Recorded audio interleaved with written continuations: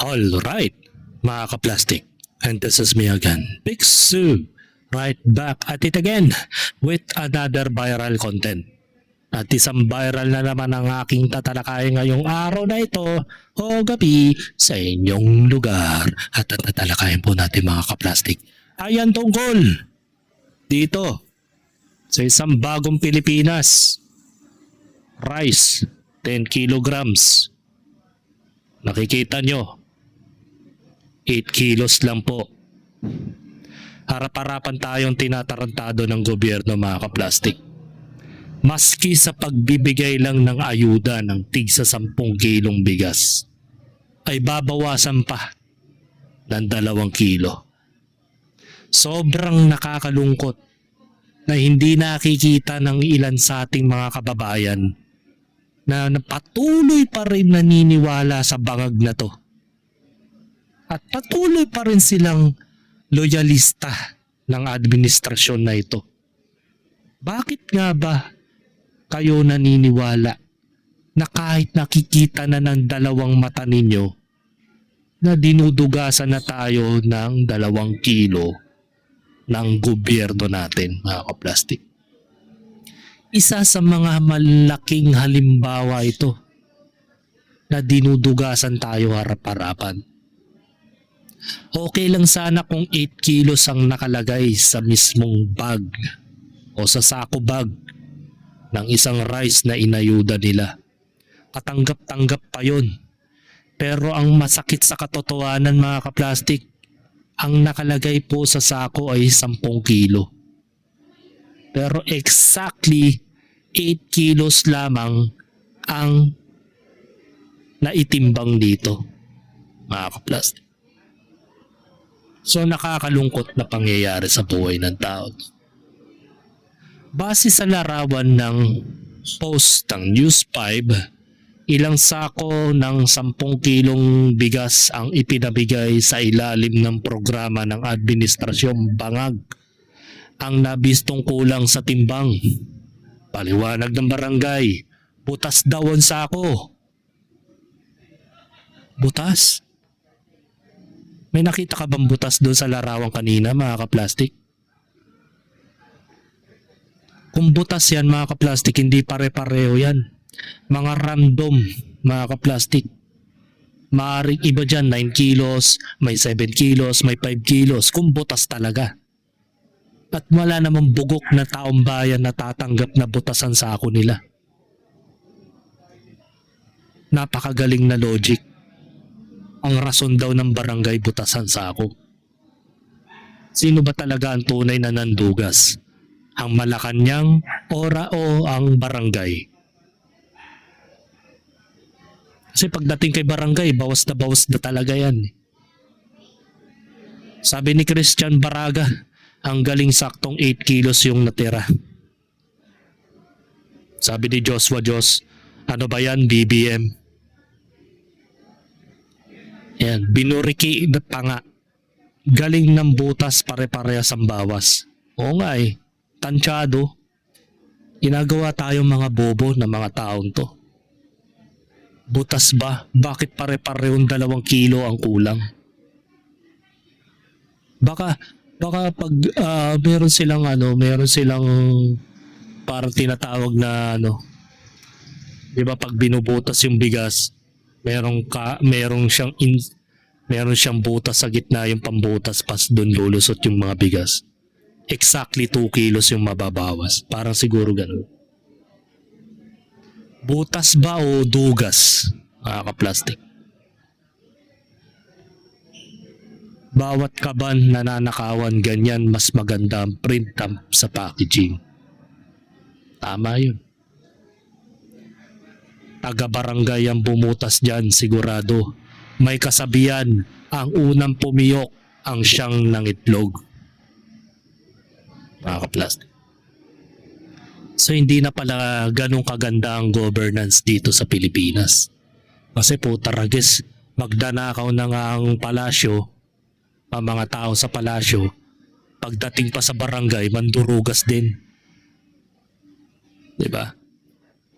Wala na talagang tapat o may takot sa Diyos ang mga gobyerno ngayon. Pati sa ako, may bangad din.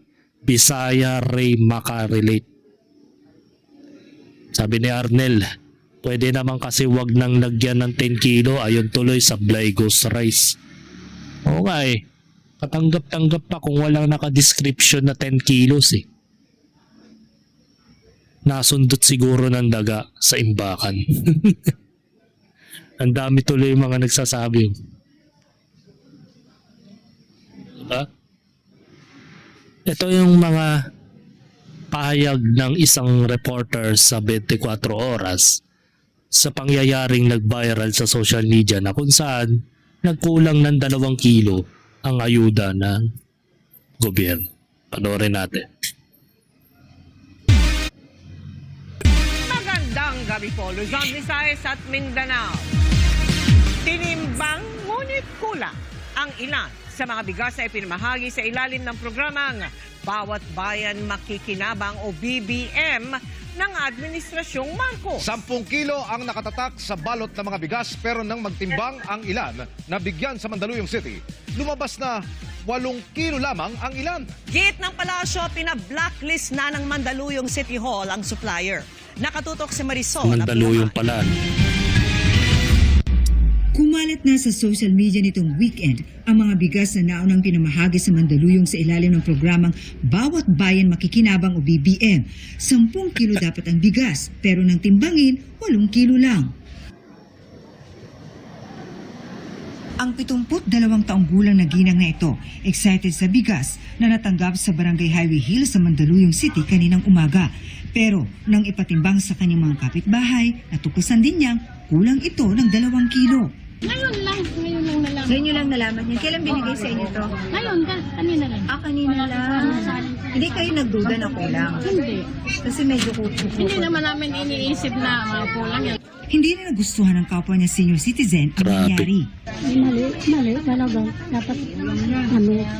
Dapat ni sakto. Nagpunta kami sa barangay kung saan naabutan namin isa-isang tinitimbang ang mga nakapak na tig 10 kilong bigas. May mga nagrereklamo anila kasi sa kanila. Ayon sa mga taga-barangay, ibinabagsak sa kanila ang mga sakong ito galing City Hall na actually nakaselyado. At may laman itong tig-5 sakong tulad nito na naka-indicate na naglalaman ng 10 kilo. Pero nang timbangin, kulang din. May tama yung yung sako niya. May butas. Tarantado. Yung kulang sa timbang. Yun, malamang, ito na yun. Kaya nga tayo nagtataka, ba't lumalabas na Ang ina, nasan yung butas? Nasan yung butas dito? Clear mode natin. Oh, may nakikita ba kayo mga ka-plastic? Na kahit anong trace na may leakage ang kanilang sako? Meron ba kayo nakikita na may butas? Anong rason yun? May butas pero parehas sa 8 kilo? Baka siguro may may kaltas. Baka yun ang pagkakasabi. Bawat kaltas na 2 kilo, kupit yan ng barangay captain, kupit yan ng barangay tanod, at kupit yan ng konsehal at ng mga SK officials. Siyempre, kung ano man yung matira, imagine mo 2 kilos ang nakakaltas nila o na dudugas nila kada sako. Pag naipon ng naipon yun, pwede ka makalikom ng 1 sakong bigas. Higit pa sa 50 kilos mga ka-plastic. Baka 10 tao ka lang sa 2 kilo na yan. Automatically may 20 kilos ka na. Imagine mo kung ilan yung kilo ang nadudugas nyo at nananakaw ninyo. Diba? Nasaan yung leakage dyan? Nasaan yung butas? Kung makikita nyo sa larawan, sa screen, wala kang nakikitang may tumatagas na bigas. Kahit 1 peraso man lang. At nire-repack nila mismo doon sa kanilang barangay sa Mandaluyong. So ibig sabihin, manipulated na po ang kanilang kiluhan.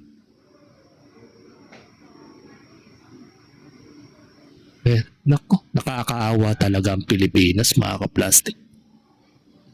Habang tumatagal, lantaran na ang korupsyon, tapos nagiging normal na. Para bang nagiging normal na lang ang magnakaw o mandugas ng kaban ng bayan.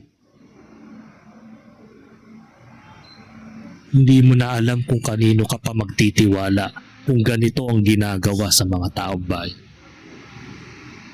Sa simpleng bigas na lang, hindi na pera yung binibigay. Pero napakahalaga yung 2 kilo na yun kasi pwede ka pang makapagsaing ng 2 beses. Diba? Malaking halaga na rin po yung 2 kilos. Kung bibili ka ng magandang klaseng bigas sa palengke, 50 pesos na yung pinakamababa. Imagine mo, 100 pesos ang dinaugas sa'yo ng tarantadong gobyerno na to. Tapos ang irarason nila may butas.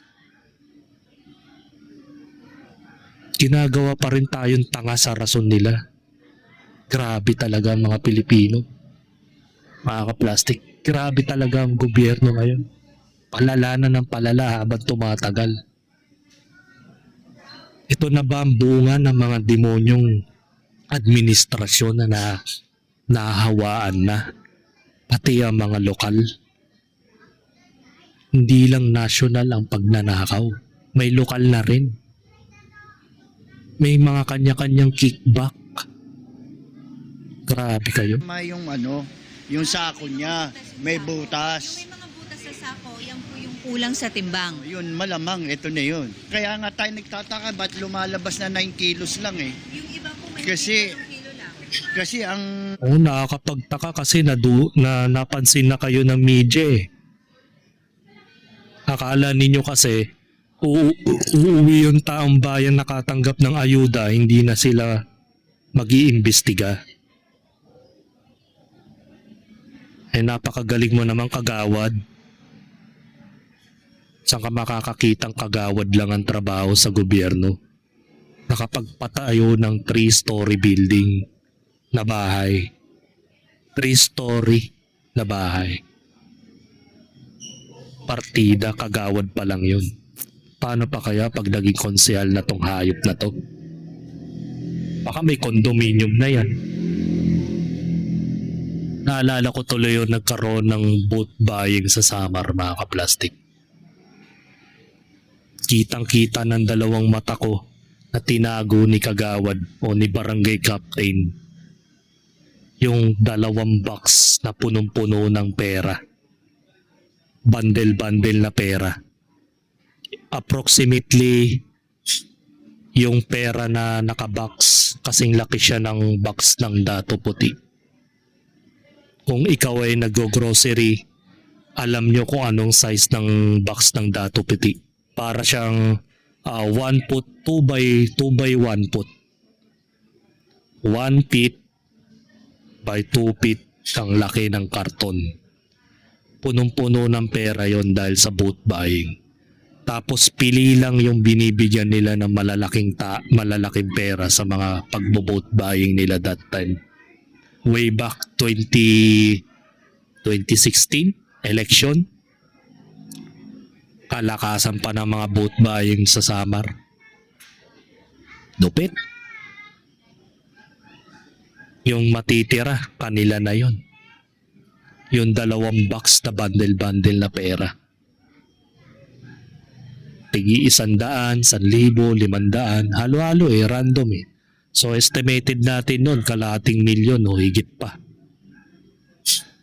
Ang laman ng perang yun na nakalagay sa box na kaplastik. Kaya ang sarap pasukin ng politika eh. Kung wala kang konsensya, yun lang ang requirements mo eh. Ang unang requirements mo, kailangan may connection ka. Pangalawa, dapat wala kang konsensya. Dapat ang mindset mo, bawat araw, uulan ng pera sa bahay mo. Ganun lang. Wala ka ng pakialam sa nasasakupan mo kung naghihikaos o naghihirap sila o pangit yung pasilidad ng kanilang lugar. Basta ang importante, yung national budget na binibigay sa inyo ng Malacanang papunta sa local department, papunta sa inyo, hindi na nakakarating sa taong bayan yun. At pili lang po yung nabibigyan ng magandang ayuda, which is yung mga kamag-anak, kaibigan o mga tropa. Pero pag hindi nyo tropa, pahihirapan nyo kung ano-anong requirements ang hinihingi. Tapos pangangakuan ninyo na by this year, magkakaroon na siya ng ayuda. Pero dumating na yung this year, wala pa rin daw. Pero yung mga tropa niya, nakakatanggap na kahit hindi qualified sa kanilang requirement. Diba ang galing? Kupal talaga ang barangay ngayon. Bukod sa kupal na, hindi ka pa sure kung safe ka pa sa lugar ninyo dahil araw-araw may mga nag-aaway na kapitbahay. Bukod sa nag-aaway, nag-iingay pa. Nagbibidyoke 2 a.m. na ng madaling araw. Nagtutugtugan pa na parang kala mo wala silang kapitbahay kung magtugtog. Grabe na talagang Pilipinas, no? Kahit saan, may elements of crime, may elements of corruption. Wala na. Totoo nga ang kasabihan na talagang matutulad na tayo sa India na sobrang corrupt na talaga, mga ka-plastic. Sa sako, yan po yung kulang sa timbang. Yun, malamang, ito na yun. Kaya nga tayo nagtataka, ba't lumalabas na 9 kilos lang eh? Yung iba po may Kasi- 8 kilo lang. Kasi ang nakalagay talaga doon sa sako niya, 10 kilos. I'm very sorry that this has happened, pero alam nyo naman, there's no perfect project. Kakasama lang ng loob na maski na gaano kaganda ang proyekto, ay sinasabotahin ng mga ibang tao. Ang Bawat Bayan Makikinabang ay isang national program ng Administrasyong Marcos na layong palakasin ang mga local government units at madala ang direktang suporta ng gobyerno sa mga mahihirap at mga vulnerable. Ang mga pamamahagi ng bigas na bahagi nito ay ginagawa rin sa iba pang barangay sa buong bansa. Katunayan, mismong si First Lady Liza Araneta Marcos ang namahagi ng bigas sa isang barangay sa Mandaluyong din. Kaya nagsalita na ang palasyo sa issue. Hindi po ito nanaisin ng Pangulo. Kung ano ang dapat Talaga? ibigay sa taong bayan, dapat ibigay. Nakipag-usap na rin umano ito sa Mandaluyong City Hall na nakakaalam-an niya sa nangyari. So ang aksyon po ng supplier, ang sabi po, ang pangako ay papalitan ng buo na 10 kilos ang sako na nakakuha ng 8 kilos.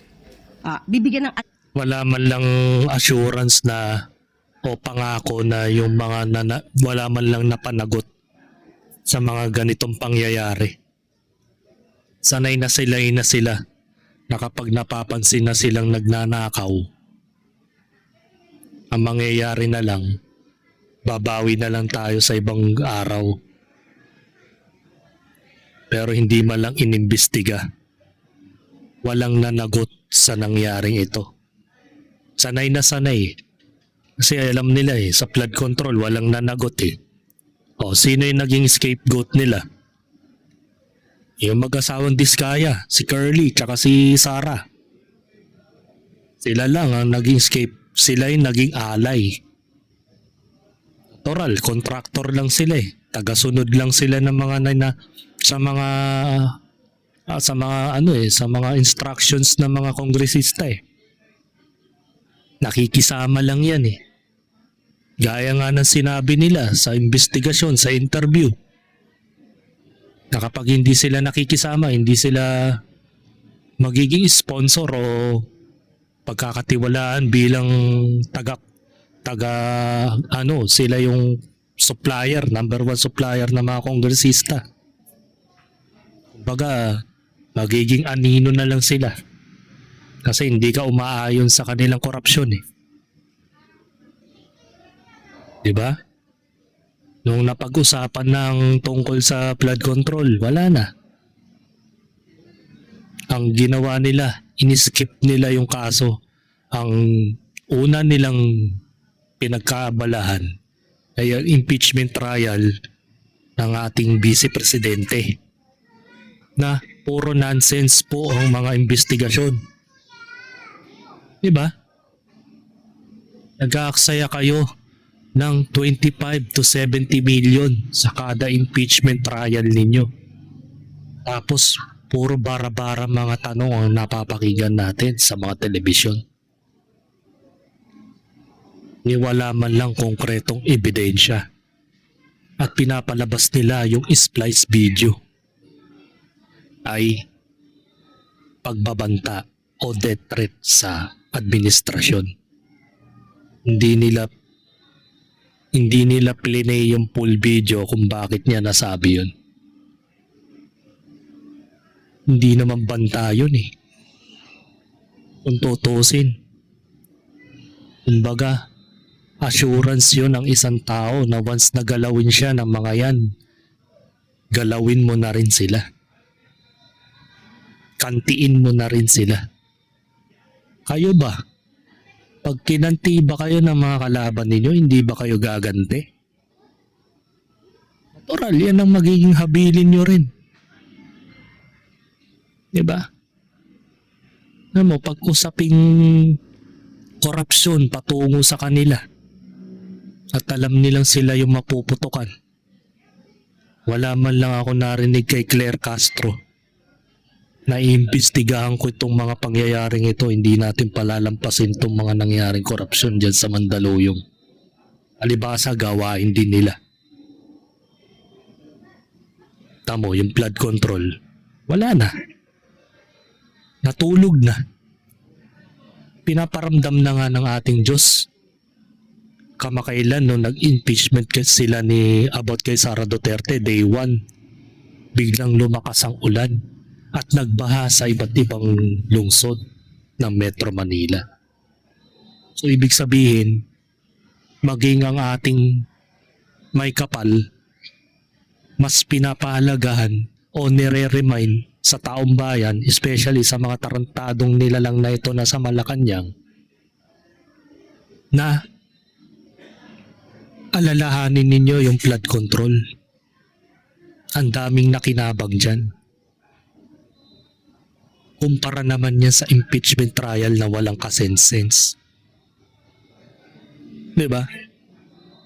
Nag-aaksaya kayo ng pera, taong bayan pa rin ang gumagastos, kami pa nag-aambagan para sa impeachment trial na walang kakwenta-kwenta. Samantalang ang inaabangan ng buong mundo, yung investigasyon patungkol dyan sa flood control. Kaya kalampagin ninyo mga taong bayan, kasi kayo rin, mapa-pro BBM man kayo, karapatan nyo din malaman yan. Hindi yan propaganda lamang.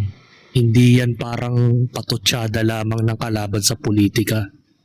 Ito'y seryosong usapin dahil nakikita ng dalawang mata natin yung mga nangyayari sa buong Pilipinas na kung saan wala tayong nakikitang proyekto na nagpapaganda ng pasilidad para ma-mobilize yung mga baha ay hindi na natin mararanasan sa mga susunod na henerasyon.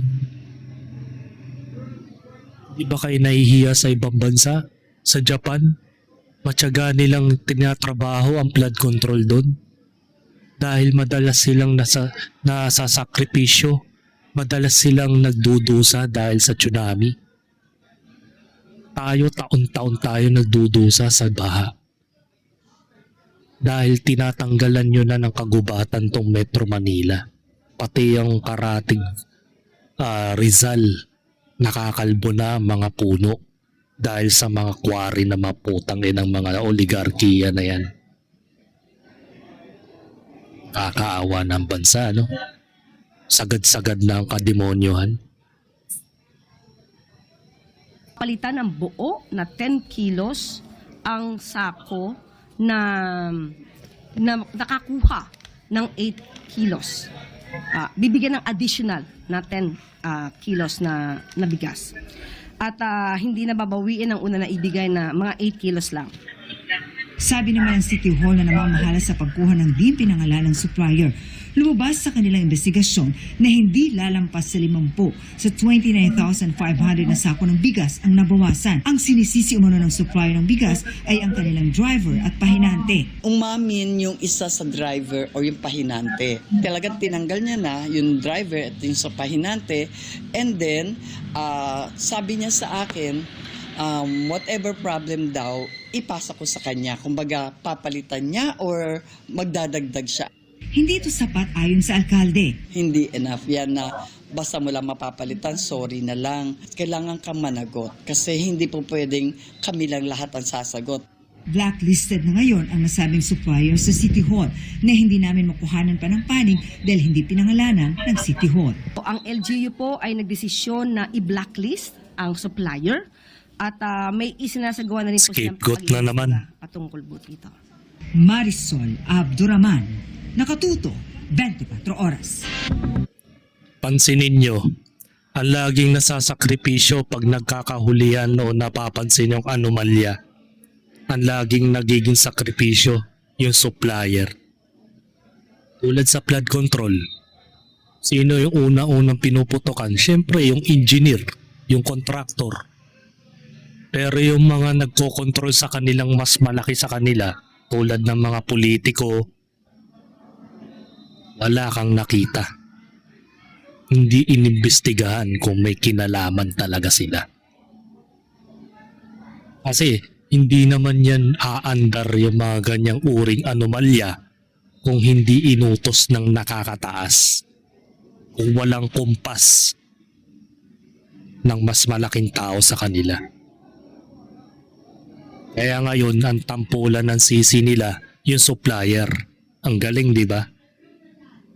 So hindi ko naman sinasabi dahil speculations ko lang naman to, allegedly lang naman to. Hindi naman natin pwedeng i-conclude kasi walang umamin at walang nagtiyagang mag-imbestiga kung sino ba talaga ang dapat sisihin dito. At hindi binigyan ng pagkakataong makapagsalita yung supplier ng bigas na nagbigay ng ayuda. Hindi rin inimbestigahan ng barangay, si Kagawad, si barangay captain, si Tanod, si SK, officials, walang salita. Nagtanga-tangahan, ang dahilan, butas daw. Tapos umamin daw na nagkaroon daw ng malfunction sa pagde-deliver ng mga supply ng bigas. Wow, ang galing ha. Parang paulit-ulit na lang na senaryo kapag nahuhuli yung mga politiko. Ang laging sinasakripisyo yung mga maliliit na negosyante. Tulad ng kontraktor, tulad ng supplier ng bigas, sila ang laging sinisisi. Pero yung mismong nag-control niyan o nagbigay ng signal para manipulahin ng korupsyon, di ba? Wala kang napansin. Di ba dapat mananagot kung sino man yung under o yung in charge mismo sa local government na yan? Especially LGU. Dapat managot din yan. Kasi di natin alam kung sino nagpapagalaw sa kanila. Kasi hindi naman, at saka iisipin mo, mayroon bang karapatan ng mga negosyante o supplier ng bigas? Diba? May karapatan ba sila na manipulahin nila ang kilo? Kung halimbawa ikaw umorder ka sa akin ng bigas, kailangan ko ng 1 toneladang bigas sa lugar na ito, bla bla bla bla. Sa palagay mo ba yung negosyante yun na binilhan mo, babawasan nila yung toneladang bigas na in-order mo? Nagets niyo yung ibig ko sabihin? Siyempre wala wala nang accountability yung mga supplier na yan. Dahil lang ang pagkakaalam nila kung ilan ang in-order nila sa kanila, yun ang ibibigay nila. So pagdating na sa LGU o sa local government ng Mandaluyong, hindi na nila kontrolado yun kung may binawas o may dinagdag. Kasi labas na yung negosyante dyan eh. Hindi naman siguro iisipin na lalamangan nila yung LGU, lalamangan nila yung local government ng Mandaluyong na hoy, babawasan ko to ng kahit konti man lang. Tatapyasan ko ng 2 kilo para mayroon pa akong matitirang supply dito sa negosyo ko. Di naman siguro, di ba? Bayad na yan eh. Di ba? Sa palagay mo ba, yung mga pinupunto ko, hindi nangyayari yan sa totoong buhay. So, palagay na natin na hindi totoo yun. Palagay na natin na baka mali lang ang ating husga. Kasi napapansin natin kapag gobyerno ay napapansin ng taong bayan na may anomalya. Wala man lang further investigation para sa mga gobyerno. Ang laging iniimbestigahan yung mga maliliit na tao, which is yung kanilang kinokontratang supplier. Parang kagaya lang din sa flood control, di ba? Ang sino ang naputukan, sino ang nakulong. Hindi yung mag-asawang diskaya, di ba? Mga contractors, engineer, sila lang ang naging nakulong. Samantala yung nag-control sa kanila, samantala yung nagbigay ng kumpas sa kanila na nakawin yung budget, yung mas malaking tao na nag-control sa kanila, hindi nakulong. Hindi na damay. So hanggang dito na lang ang aking opinion. Panalangin na lang natin sa Diyos na sana meron pang liwanag sa napakadilim na mundo natin. Sana may masilayan tayong kapirasong liwanag. Yung kapirasong liwanag na yun ay yun yung daan para sa magandang kinabukasan ng bansa natin. Sana meron pa pag-asa itong bansa natin. Pero palagay ko, as of now, hindi na ako umaasa kasi nakikita naman natin kung gaano katindi. Harap-harapan tayong niloloko ng gobyerno. Kawawa. Sa simpleng 2 kilo, malaking bagay na yan sa mga ordinaryong Pilipino. Pero pasimple tayong ninanakawan harap-harapan at nino-normalize pa nila. Ang pagnanakaw ay normal na. At walang nananagot. Ang laging nananagot o nagiging alay sa sitwasyong yan, mga supplier. So hanggang dito na lang ang aking opinion, and this is me again, Big Sue, lagi nagsasabing ang mga plastic ay matagal mabulok dahil ang mga plastic ay toxic. Kaya what's up mga ka-plastic? And this is Gambid, commentary video na video live stream. Signing out. Alright. Mga ka-plastic, kung nagustuhan nyo ang aking video, isubscribe nyo lang ang aking channel. At the same time, i-hit nyo rin ang notification bell at yung all para ma-notify kayo sa aking susunod ko pang video sa aking YouTube channel. Maraming salamat po mga ka-plastic.